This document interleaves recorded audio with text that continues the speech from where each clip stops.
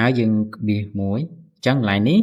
នាមតកកន្លែងនេះឈ្មោះអញ្ចឹងឈ្មោះយើងនៅតារាងនាមតកនៅតារាងលេខ3ឈ្មោះនៅតារាងលេខ4អញ្ចឹងយើងវាយលេខ4វា0បិទវងចោលវិញតមកទៀតយើងវាយ n មួយទៀតបាទមានកណ្ដុរហើយយើងចុចតក់ឃ្លានតិចហេតុអីបានយើងត្រូវថែម n ហ្នឹងទៀតបាទអញ្ចឹងកន្លែងនេះឈ្មោះប៉ុន្តែយើងចង់បានអីយើងចង់បានបាទនេះឈ្មោះហើយភេទប្រុសទៀតអញ្ចឹងយើងបន្ថែមភេទនេះទៀតបាទកន្លែងនេះគឺយើងបាទថ្មីកណ្ដុរ2មកហើយយើងវាយពាក្យ head បាទកន្លែង page នេះយើងដក clear តិចមកបាទកុំឲ្យវាជាប់បាទ head ហើយយើងវាយ n មួយទៀតបាទ n ហើយយើងបាទវាយពាក្យ if បាទ if ហើយយើងយកពាក្យ vlookup ហើយយើងប្រើ make ធំជាងគេពេលនេះយើង select បាទពី row នេះមកបាទពីរៀងទី1ដល់រៀងទី60នេះហើយយើងបិទទៅកញ្ចក់វិញតាមទៀតយើងចុចក្បៀស1 select ទៅលើ column ទាំងអស់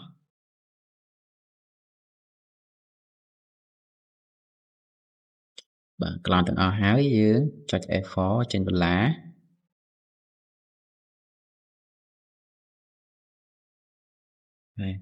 អញ្ចឹង column page របស់យើងនៅ column ទីម៉ាននេះទី1ទី2ទី3ទី4ទី5នៅរៀងទី5អញ្ចឹងយើងក្បៀស1 5វា0បិទវងចោលតាមទៀតស្មើដោយសារយើងចង់បានភេទប្រុសភេទស្រីដែរអញ្ចឹងស្មើកន្លែងនេះយើងបើកវងចោលមួយបាទបើសិនជាដាក់អក្សរបបើសិនជាបែបនេះគឺរាប់ថាបាទគឺរាប់ថាប្រុស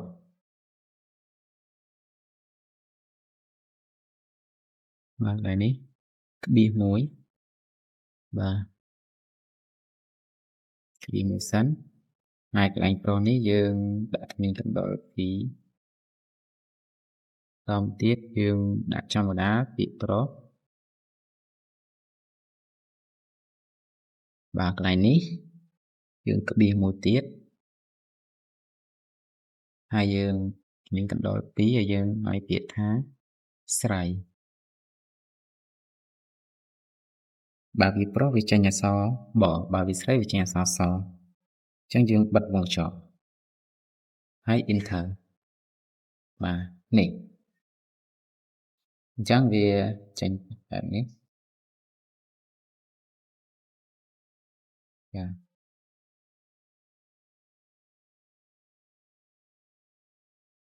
ដាក់មកគៀនអញ្ចឹងកន្លែងនេះវាអត់ទាន់មានឈ្មោះទេនេះដោយសារចាប់វារៀងទៅរៀងទី58ឈ្មោះលេខ2នេះវាដាក់លេខ3អញ្ចឹងវាឈ្មោះ2 3ឲ្យភេទស្រី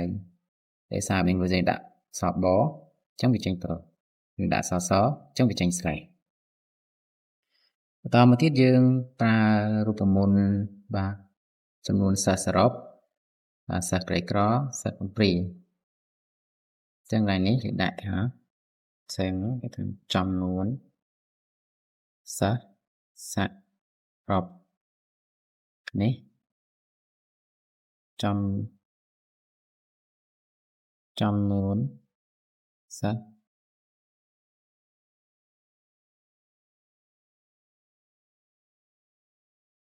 សស្រី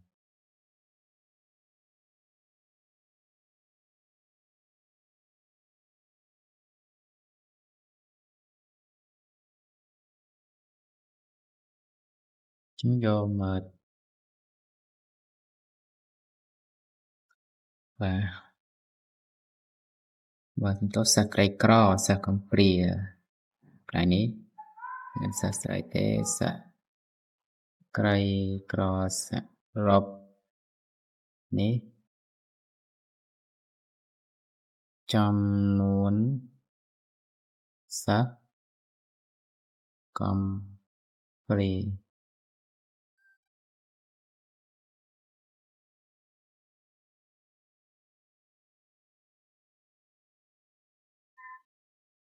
សរុប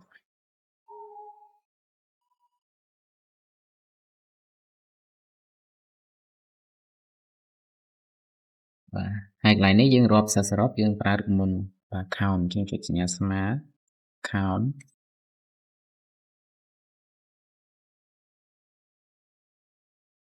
បាទយើងយក count A នេះមកហើយយើង select ទៅលើឈ្មោះបាទ count នាមតកូលហើយដល់ heading ចុងក្រោយមកហើយ enter បាទអញ្ចឹងវាមានប្រមាណវានឹងរាប់ឲ្យយើងប៉ុណ្ណាហើយកន្លែងនេះយើងចង់បានដូចថាបាទ41នាក់ស្រីនាក់អញ្ចឹងណាអញ្ចឹងអានេះយើងចូលទៅកាន់ number ហើយយើងទៅកាន់ custom មកហើយយើងដូរលេខនេះមកបាទយើងប្រែថាអ្នកបាទនៅពីមុខអ្នកនេះគឺមានចំនួនអញ្ចឹងកន្លែងនេះយើងបាទដក clear តិចមកហើយយើងខាង0មក enter មកហើយនេះយើង select 2មកស្រីគឺស្មើដូចគ្នាស្មើបាទ count if យើងប្រើរំង count if មាន s ណាព្រោះយើងរាប់មានលក្ខខណ្ឌអញ្ចឹងយើង select ទៅលើ cloud បាទ cloud reading pad page បាទ select រហូត head ហើយយើងបាទវា1ហើយយើងមានកណ្ដុរ2ហើយវាយពាក្យថាស្រីបាទសក៏បាន enter អញ្ចឹងវានឹងរាប់ឲ្យ1ហើយកន្លែងនេះយើងចូលទៅដូរមកបាទយក custom ដូចគ្នាហើយនេះយើងដូរស្រីដក clear 00បាទដក clear អ្នកបាទប៉ុណ្នេះ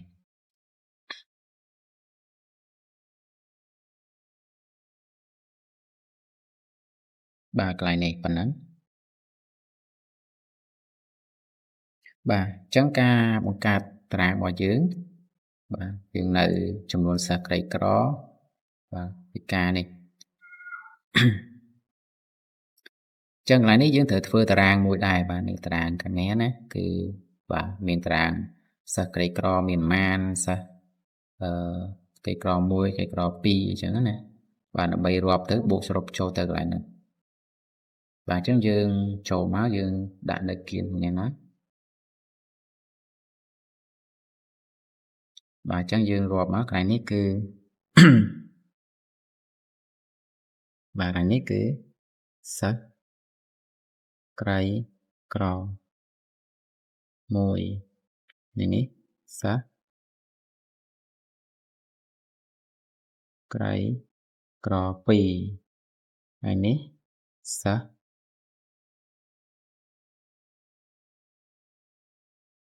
កំព្រាសិស្សកំព្រា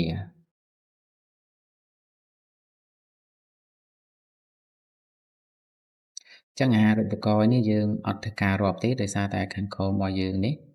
បាទខាងក្រោមនេះយើងរាប់តែបាទនេះយើងរាប់តែសិស្សក្រីក្រនិងសិស្សកំព្រាទេអញ្ចឹងយើងធ្វើតែ2ហ្នឹងបាទបាទអញ្ចឹងសិស្សក្រីក្រយើងប្រើរូបមន្តអីកន្លែងនេះបាទអញ្ចឹងកន្លែងនេះគឺយើងរាប់អញ្ចឹងកាលណាយើងរាប់យើងប្រើរូបមន្ត count if អញ្ចឹង count if គឺយើងប្រើបាទយកឲ្យយើងរាប់មានលក្ខខណ្ឌគឺយើងទៅប្រើ count if អញ្ចឹងបាទស្មើ count if បាទ select ទៅលើ rating នេះមកបាទក្រៅពីផ្សេងបាទតទៅទៀតយើងក្បៀ1យើងគ្មានកណ្ដុរ2ហើយយើងសរសេរមកហើយនេះដាក់បញ្ជាក់ឲ្យហេតុផលវាក្រីក្រ1អញ្ចឹងកន្លែងណាឲ្យតែមានក្រីក្រ1គឺវារាប់ទាំងអស់ឧទាហរណ៍ខ្ញុំសរសេរមកកន្លែងនេះក្រីក្រ1បាទអញ្ចឹងវារាប់ឲ្យគឺមានម្នាក់ហើយកន្លែងស្អីដូចគ្នាដែរអញ្ចឹងកន្លែងនេះស្មើ count បាទ count if កន្លែងយើងប្រើ count ទៅនេះ count if មាន s បាទមានច្រើនលក្ខខណ្ឌអញ្ចឹង select ទៅលើ cloud page បន្តមកទៀតយើងក្បៀវាមួយជាងថ្មិញកណ្ដុរហើយយើងសេវាយអក្សរមកស្រៃសតាមទៀតយើងក្បៀវាមួយទៀតមកហើយយើង select ទៅលើកណ្ដាលផ្សេងនេះ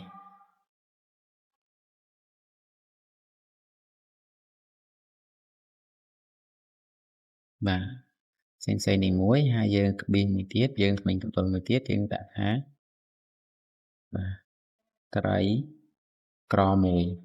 ថាមកបាទអញ្ចឹង0បានន័យថាតែនេះវាអត់មានភេទទេបើសិនជាយើងដាក់ភេទស្រីអក្សរសមកអញ្ចឹងវារាប់ឲ្យស្រីមាន1ត្រីក្រមួយស្រី1អានេះដូចគ្នាយើង select ដូចគ្នាបាទតែយើងចុះទៅដូរបន្តិចដោយសារតែយើងអត់បានចង់អញ្ចឹងវាតែអង្គទៅក្រោមមួយកន្លែងអញ្ចឹងឡើយនេះយើងដូរដំបូងនេះគឺ S10 យើងកាន់លេខ10បាទ enter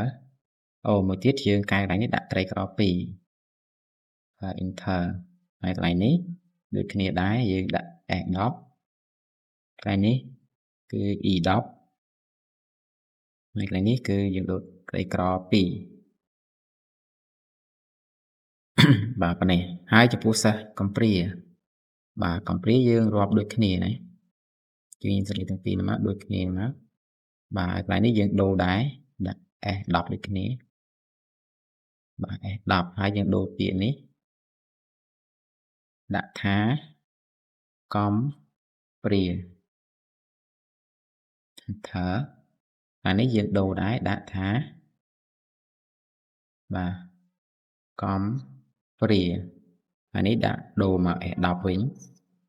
កន្លែងនេះក៏ E10 ដែរព្រោះអីវានៅ roll ជួរដេកលេខ10ហើយអស់បាទអានេះយើងដូចជាត្រឹមតែ70បាទ69នេះបាទខាងក្រោយនេះណាអញ្ចឹងអានេះដាក់69វិញ S10 ដល់ S69 ចុងតារាងរបស់យើងអានេះដល់ត្រឹម69ដូចគ្នាបាទកន្លែងនេះអានេះក៏សិនតើកន្លែងនេះ69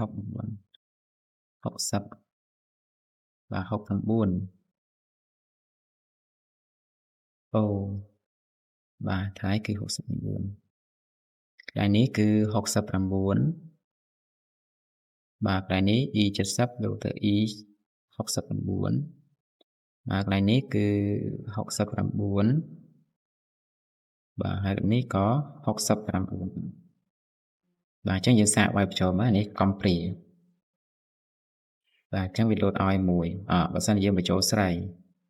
កន្លែងនេះបាទអញ្ចឹងវាគិតឲ្យស្រីឥឡូវយើងចាប់តាមទាញយកតនន័យបាទពីកន្លែងនេះមកដាក់នៅខាងក្រោមនេះអញ្ចឹងយើងគ្រាន់តែចុចជាអូសពីនេះក៏បានអូសដើម្បីឲ្យជាប់មុនអ្នកណា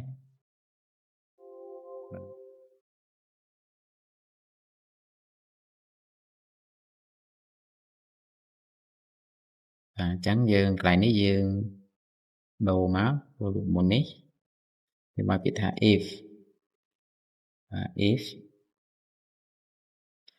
នេះប្រសិនបើយើងចូលទៅមកខាងនេះយើងយកកន្លែងសាក្រីក្រមប្រសិនបើកន្លែងនេះមានតនន័យកន្លែងនោះវាលោតឲ្យ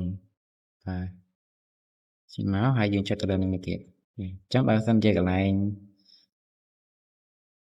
នេះមានតនន័យវារាប់ឲ្យណាតែបើសិនជាវាអត់មានតនន័យនេះក៏វារាប់ឲ្យដែរនេះយើងអូតមបាទនេះកំពីនេះវាលោតឲ្យអញ្ចឹងវាយ8នៅកន្លែងនេះវាយ8នេះសាក្រីក្រ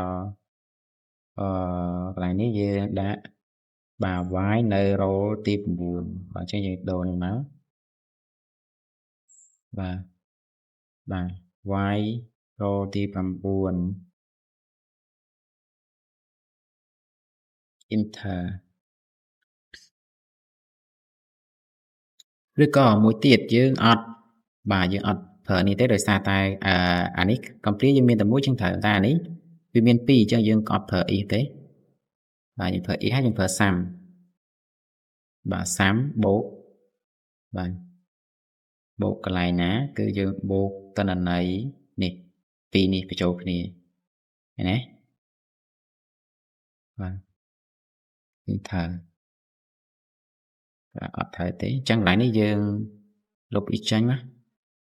អញ្ចឹងយើងដាក់ទៅសាមទេប៉ុណ្ណេះបាទអញ្ចឹងដោយសារវាមានក៏អត់មានវាចេញ0បាទថ្ងៃនេះអញ្ចឹងយើងដាក់custom យើងវាយ02ហើយកន្លែងនេះយើងប្រើដូចគ្នាបាទស្មើសាំបាទយើងសរុបស្រីបាទអញ្ចឹងកន្លែងនេះយើងសរុបពីនេះចូលមកពីខាងបាទអញ្ចឹងវានឹងរាប់ឲ្យអ្នកហើយកន្លែងនេះយើងស្មើ if action bar នៅកន្លែងនេះវាមានតន័យអញ្ចឹងកន្លែងនេះក៏វាមានតន័យដែរស្មើហើយយើងស្រេចទៅលើកន្លែងនេះទៀតបិទពងចប់វិញទៅបាទអញ្ចឹងរួចប៉ុណ្ណេះបាទសម្រាប់វីដេអូក្រោយយើងនឹងបាទរៀនបាទនេះគឺយើងបង្កើតនៅប៊ូតុងសម្រាប់ទំព័រដើមមកយើងចុច sort ចុច hide ហើយនឹងចុចរៀបតាមនាមតកូលពីតកូលពី A ទៅ Z ពី Z មក A អញ្ចឹងណាបាទអញ្ចឹងអរគុណសម្រាប់ការទស្សនាវីដេអូនេះយើងនៅមេរៀនក្រោយយើងនឹងបង្កើតការភ្ជាប់ link ជាមួយនឹងទំព័រដើមហើយនឹងជាមួយនឹងតារាងរបស់យើងបាទអញ្ចឹងមេរៀននេះសូមបញ្ចប់ត្រឹមនេះជួបគ្នានៅពេលក្រោយបាទសូមអរគុណ